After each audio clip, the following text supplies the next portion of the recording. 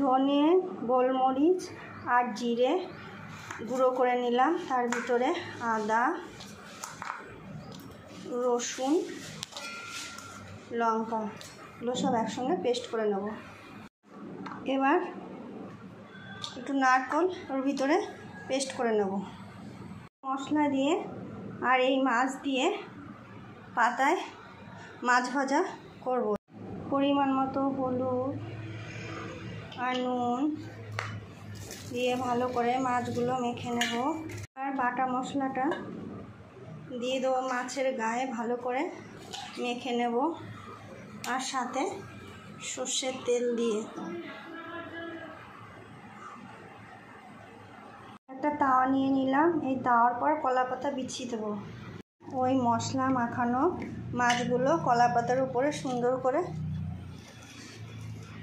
সাজিয়ে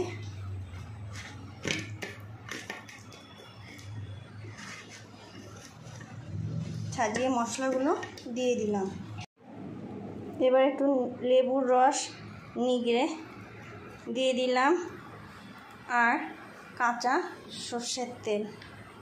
অন্য একটা কলা পাতা দিয়ে সুন্দরভাবে ঢেকে দিতে হবে। এবার এই গ্যাসের উপরে তাওয়াটা বসিয়ে দেব ডিম আঁচ করে। এরপর একটা ঢাকা দিয়ে দেব আর আঁচটা ডিম আঁচ করে 10 মিনিট ছেড়ে দেব। এবার 10 মিনিট পর এই এরকম হাওয়া বেরোচ্ছে। এখন বিপরীত দিকে উল্টে দেব। তুললাম,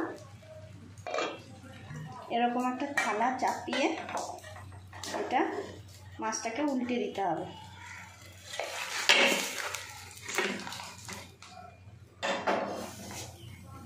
আটা চামচ দিয়ে ওই ফ্রাই প্যানটার উপরে এমন করে দিয়ে আবার গ্যাসে বসিয়ে দেবো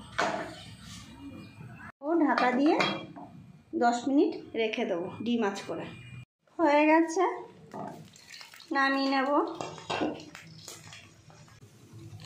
দেখো কি সুন্দর হয়েছে। এই পাতায় মাছ ভাজা রেসিপিটা যদি তোমাদের ভালো লেগে থাকে তাহলে বাড়িতে করে খাবে, লাইক করবে, কমেন্টে জানাবে কেমন হচ্ছে আর শেয়ার করে দেবে।